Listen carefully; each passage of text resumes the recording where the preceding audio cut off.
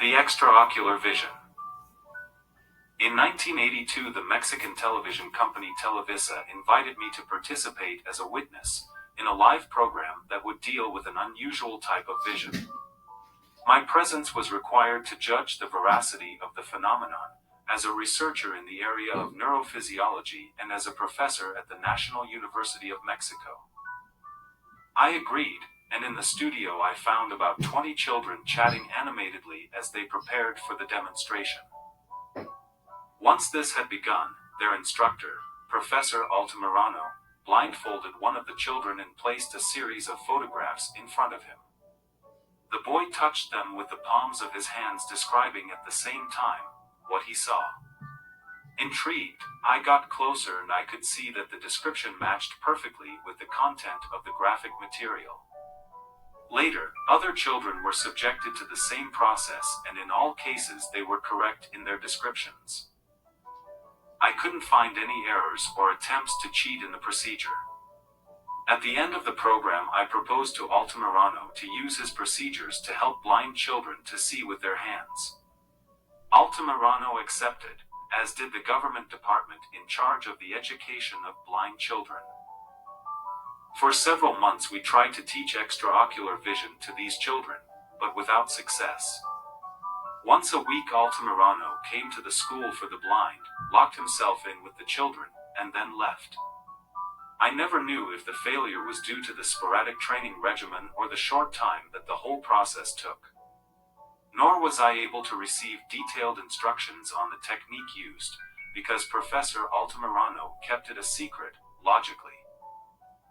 Several years later, while enjoying a sabbatical year, I decided to dedicate myself for 6 months to teaching children in a primary school in Cuernavaca, 70 kilometers from Mexico City, whose director allowed me to test different alternative techniques of education. One morning, while we were resting in the school garden, a girl told me that she had seen a television program in which extraocular experiences were shown, and she asked me to show them to her. Although I did not feel capable, since I did not know the extraocular vision technique, I remembered some comments from blind children and I decided to try it with the girl. I asked her to relax, focus on her breathing, and try to visualize a light between her eyebrows. Then I took her hands and asked her to imagine a luminous line interconnecting her fingers with her eyebrows. I placed her palms on a color photograph after blindfolding her, and the girl described the information in the photograph to me. Other children came up to us. In less than an hour, 6 or 7 kids were able to see extraocularly. We were all delighted with the experience, so we continued it for several months, until both the school principal and the parents forbade us to continue the experiments because the children started to guess their thoughts, moved objects at a distance, and began to challenge their entire worldview. The same experience has been repeated with identical results in another school in the city of Toluca, this time supported by the parents and the directors of the institution. What follows is a description of the Cuernavaca experience, written with as many details as possible and with the purpose that whoever so desires can put it into practice. 19 subjects were studied, 11 girls and 8 boys, aged between 5 and 13 years of age. All of them, without exception, enjoyed optimal health conditions and expressed their desire to participate in it. None of them had a history of extraocular vision or any experience regarding this type of phenomenon. They belonged to 6 different schools. In all of them they were considered very restless and especially reluctant to accept rigid rules of discipline and conduct. For the rest, they were classified as highly intelligent and aware. Although family conditions varied from child to child, no notable differences were observed, except for an appreciable initial skill in 5 girls and 2 boys with a situation of optimal family stability. Initial learning.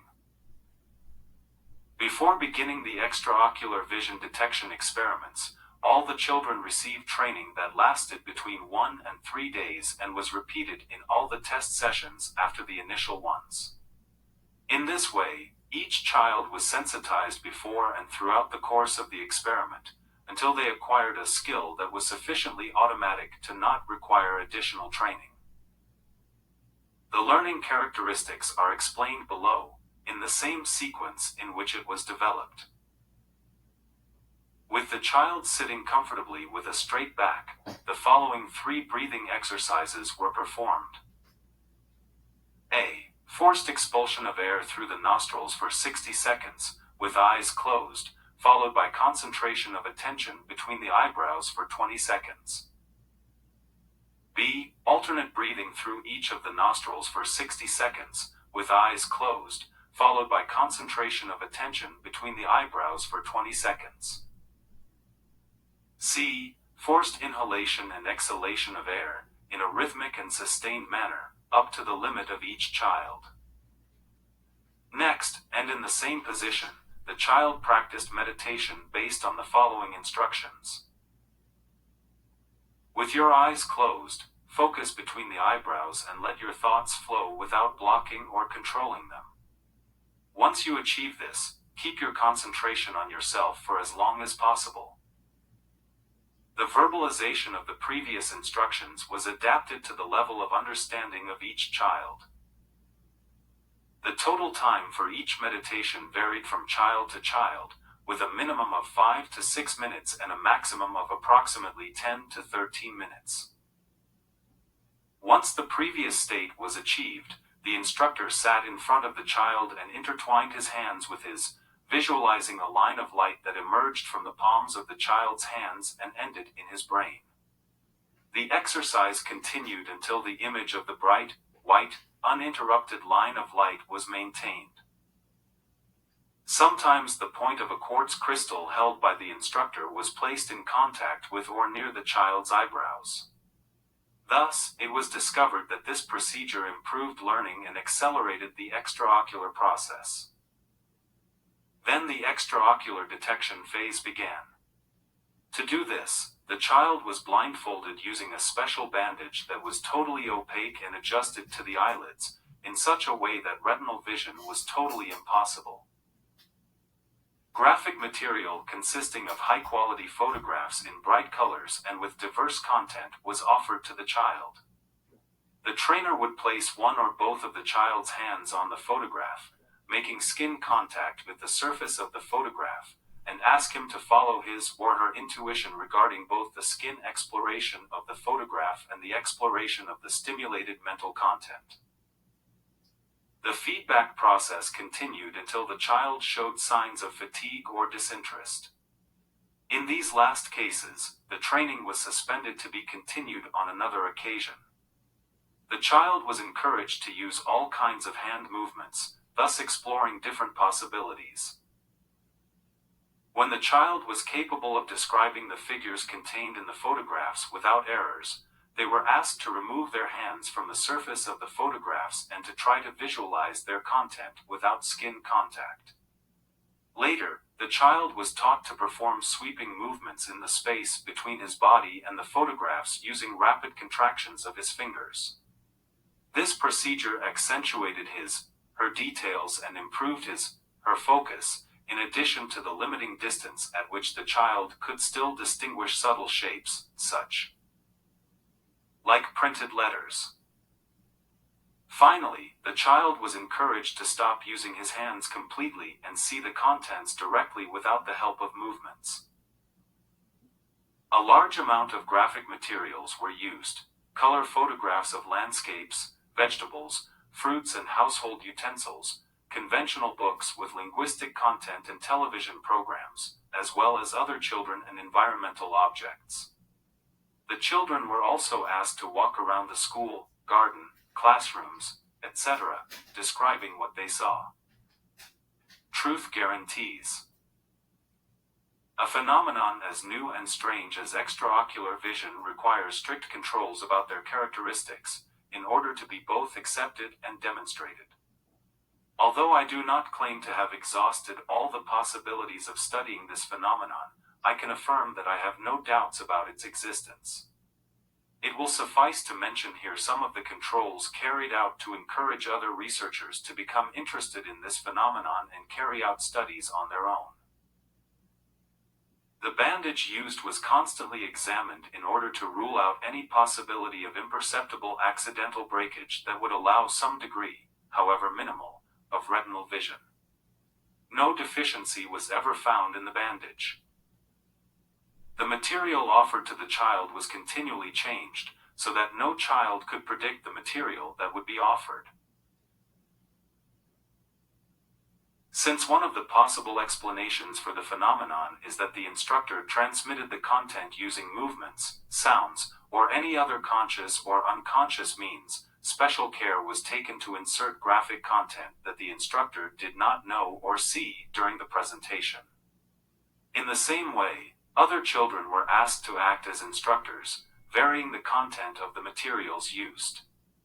In no case could it be shown that the instructor sent subtle messages. In addition, since in the cases of ignorance of the material the latter was impossible, the transmission factor can be ruled out as an explanation of the phenomenon. When the training reached the phase of direct vision without the use of hands, the children were placed in a completely dark basement, in which they were asked to describe objects. None of the 4 witnesses used in this control could perceive any object. Instead, 2 of the trained children seemed to see them without difficulty. This control questions the possibility that the energetic medium decoded by the children is of a photonic nature, at least at the thresholds of retinal vision. The above control raises the question of extraocular versus retinal sensitivity. Although strict threshold measurements were not performed, a reading ability distance test was performed that was enriching. One of the children was instructed to read printed materials from different font sizes and at different distances. With fonts 1 mm in size, the child began to show extraocular decoding difficulties at approximately 70 cm distance without the use of hand sweeps. At this limit, it was suggested to him to use the sweeping motion. By doing so, the child was able to read the material without difficulty and even gain another 30 centimeters the separation of his body with respect to the printed material. The same child, the instructor, and 3 other children showed retinal reading difficulty at the same distance and with the same size of letters as those used in extraocular vision. This shows that the thresholds between both types of vision are similar in terms of size and distance of the decodable elements. A conventional mirror was used to study the possibility of extraocular vision of reflected objects. Printed matter was placed at a 45-degree angle to the mirror and the child was asked to describe it.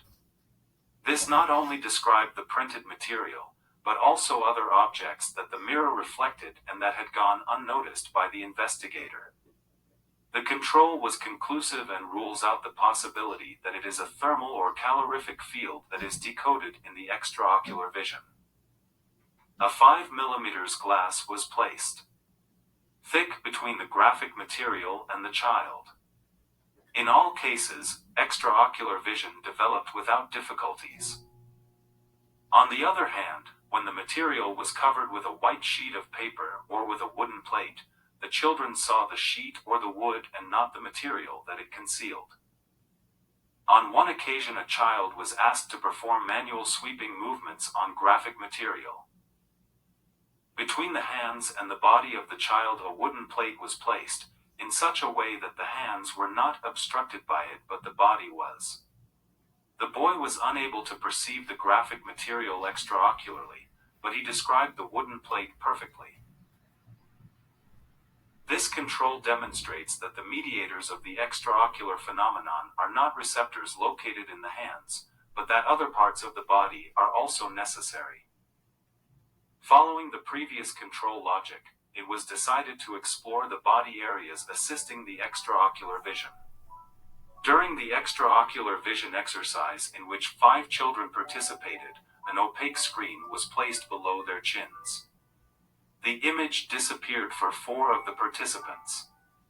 The last participant continued to correctly perceive the photograph that was shown to him, although nuanced by the color of the obstructing screen, which was red. trying to achieve even greater accuracy in locating the body area that mediates extraocular vision. Another more complex procedure was used with one of the most advanced children. The boy's body was placed behind a metal plate and his head behind a 6 mm thick glass plate, which was used as a window for the presentation of color prints. The boy was perfectly blindfolded, exposing his forehead, chin, nose, and cheekbones. His hands and arms were obstructed by the metal plate. Under these conditions, the child described the material presented without difficulty. The child's forehead was then completely covered and the material was presented to him again. He did not register any alteration, nor did it happen when covering his cheekbones and nose. However, when covering his mouth, a clear decrease in detection skills was noted. The child began to show difficulties and present errors. When the chin was covered, the child completely ceased to perceive. However, this case is not typical or widespread. Both in the same child and in others, the critical zone varied over time, so it is not possible to accurately define the existence of an indispensable and specific body zone to mediate extraocular vision. Next is an illustrative example of what was described above, with a 6-year-old girl. This extraordinarily alert and active girl learned to see extraocularly in the second training session and soon demonstrated a special facility for performing this activity. To confirm this circumstance, she was subjected to various tests. First, graphic materials were presented to her by placing them on her back. Not only was she able to identify the material, but she was even able to read printed words and phrases. Wearing cotton-like goggles, in such a way that they totally prevented eye vision, the girl was invited to walk freely in a park in Mexico City, describing everything she could see. First cautiously but soon totally free, the girl walked through the park describing the trees, benches, other children, dogs, street vendors and the rest of the elements without difficulty. The most amazing thing about the experience was not only the accuracy and ease of the description, but that it reflected an omnidirectional perception. In other words, the girl described both what was in front of her and what was behind her. Internal view of the human body. Both the girl mentioned in the previous case and her brother learned to perceive the organs inside the human body. The training was entirely similar to that described, with the exception that the focus of the attention was located not on the surface, but in the depths of the body. Both children were able to describe the specific characteristics and state of alteration in a case of pulmonary emphysema. 3 other children were able to locate and accurately detail its dimensions. Bone fractures occurred in accidents several years ago. Descriptions of the bone fractures coincided with those offered by the injured. 2 children volunteered to try to relieve pain and reduce the cause of ear infection in 2 adults. The children were trained to see inside the body and locate any alterations. Both were correct in recognizing the left ear as the affected one in the 2 adults. They said they perceived a different color in that ear and proceeded to transform that color to that of a healthy ear coloration. Adults reported experiencing immediate improvement, lasting an average of 3 days. One of the adults, father of the children, repeated the method several times, noting the same results, with similar duration. All the children decided to learn to use their extraocular ability to perceive body areas affected by pain or tissue alterations. The children were able to describe organs without the help of any anatomy manual. They located altered areas spontaneously as if they were emitting signals that were easily recognizable and discriminable by them. In cases of infections, children learned to destroy pathogens by emitting large amounts of energy through their fingers. Especially in the youngest children, a slight lateral movement of the head was noted, which was tilted between 20 degrees and 30 degrees to the right or left side in a plane parallel to that of the object. The impression that emerged from the tilt movement is that the child's body was seeking a closer interaction between the right or left hemisphere and the material to be decoded. At the beginning of the training, it was verified that the child followed the strokes of objects and letters at the same time that they began their description. This observation was repeated in all the cases studied and constituted evidence of the existence of a bodily wisdom that could then be verbalized. Conclusions. Much of the results have already been described in the previous sections. Therefore, in this one I will try to integrate all the results obtained without dwelling on unnecessary procedures and details.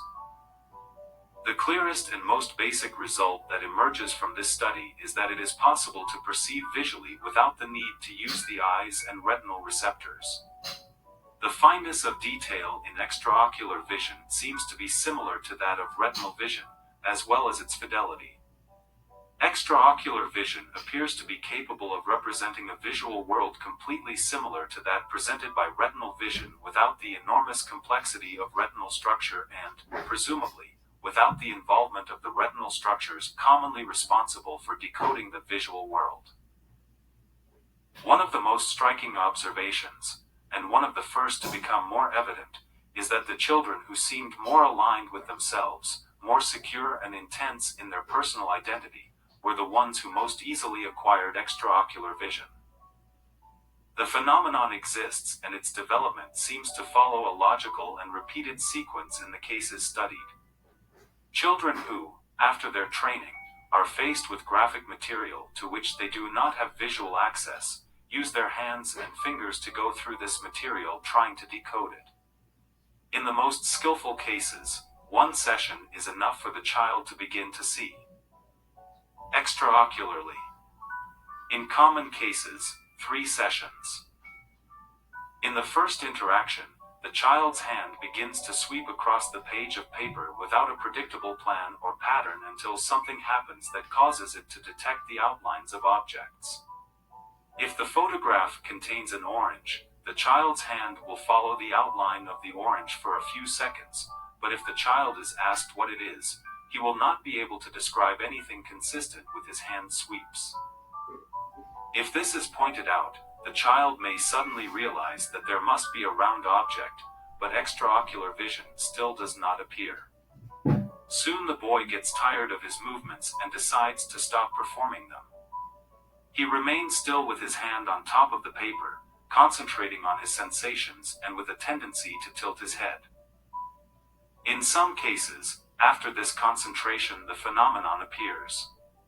In others, the child must receive more detailed feedback, perhaps to rule out mismatched images and strengthen those congruent with the actual material. In one way or another, extraocular vision always appears in a kind of qualitative quantum leap, from an almost total inability to detect to an almost total perfection of decoding. In fact, all of the above description was intended to draw attention to a notable feature of the phenomenon of extraocular vision, its sudden onset. Once this occurred, the child was able to perceive any material presented with astonishing accuracy of detail. Generally, the first session in which the phenomenon appeared involved a very large energy expenditure, because the children showed clear signs of fatigue and in some cases complained of intense eye pain. These pains and the corresponding fatigue decreased after the second session. In the most advanced cases, extraocular vision ceased to imply excessive energy expenditure, and the child was capable of making detections without further preparation, totally natural and with mastery. When other children saw the performances of their peers, they expressed the desire to exercise them on their own. When this happened, the process of occurrence of the phenomenon seemed to speed up. With this observation, I intend to point out the absence of doubts about the veracity of the phenomenon, and the trust in the instructor exerted a beneficial influence. Next, I'll describe a series of tests that were carried out to establish to what extent extraocular vision follows the same laws of perspective and gestalt as retinal vision.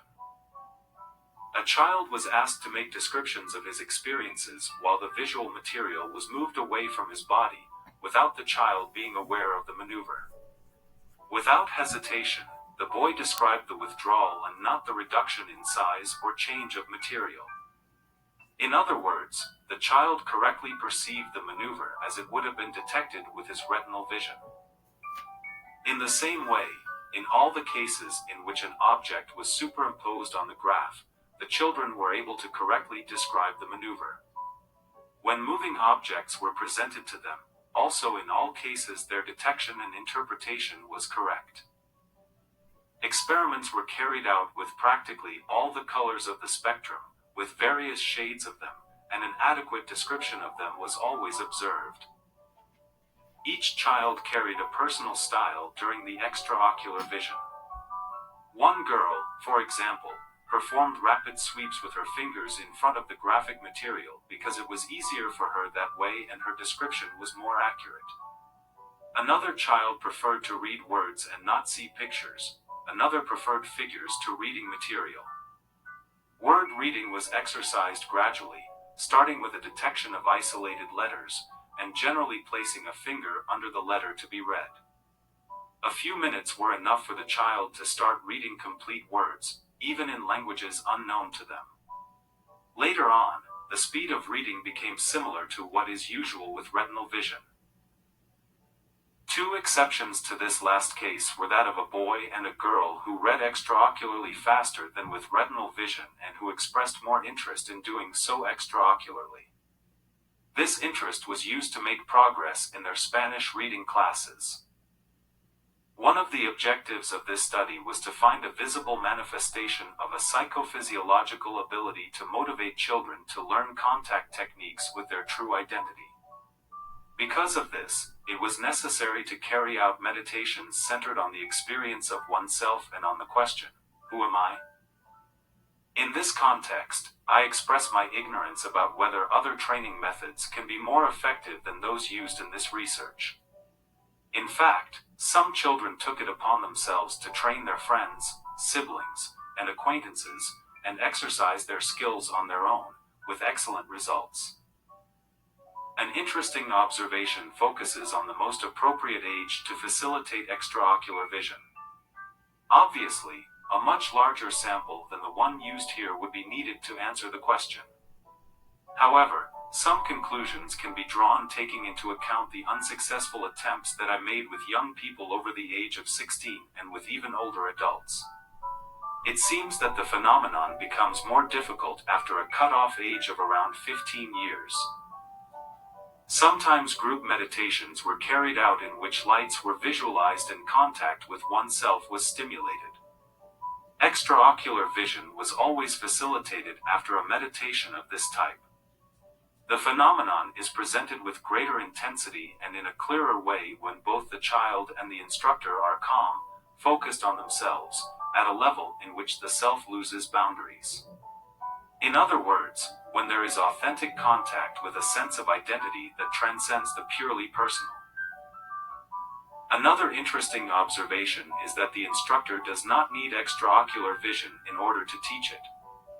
On many occasions the children were asked about their internal experiences during extraocular viewing. Some of them said that what they saw was exactly the same as what they normally perceive with their eyes open. On one occasion, a girl offered to watch television blindfolded, perfectly describing what was happening on the screen, as if the device were inside her. Other children described the appearance of a small screen inside their mind on which the figures presented appeared. No child mentioned that they had to consciously create the extraocular image. Rather, the image arose by itself, in the same way that our normal visual perceptions occur. The automation of the extraocular image was clear from the appearance of the phenomenon and did not seem to be facilitated, in a notable way, with practice. However, what did happen as the child used his extraocular ability was that a series of phenomena adjacent to the extraocular itself were stimulated.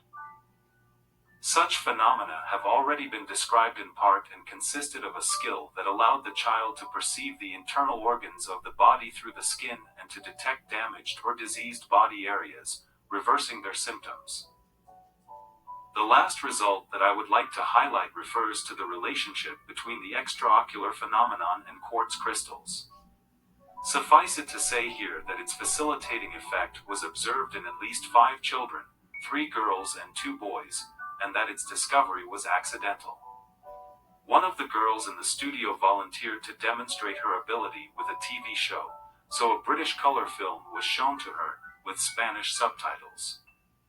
The girl expressed some difficulty reading the subtitles at a distance of 5 meters from the screen, although she was able to describe the colors of the scenes and the dramatized action. She mentioned that obstructive lines and dots appeared. Suddenly, the girl asked me for a quartz crystal that I carried with me and that I use in my meditations. By holding the glass with her right hand, the girl confirmed that the distracting lines and points had disappeared, and thus she was able to fluently read the film's subtitles and describe the scenes in great detail. The effect was so clear that from that moment on it was tested with other children. 2 girls claimed that the graphic material presented to them, a series of landscape photographs, acquired 3-dimensionality when perceived extraocularly, while a quartz crystal was held in their hands. They stated it was as if they were inside the photograph with the glass in the middle of the landscape and without the glass outside of it, observing it as a 2-dimensional photograph. Finally, 2 boys and 2 girls were able to increase the maximum distance at which they could read printed material with the help of quartz crystals. JACOBO GRINBERG-ZYLBERBAUM.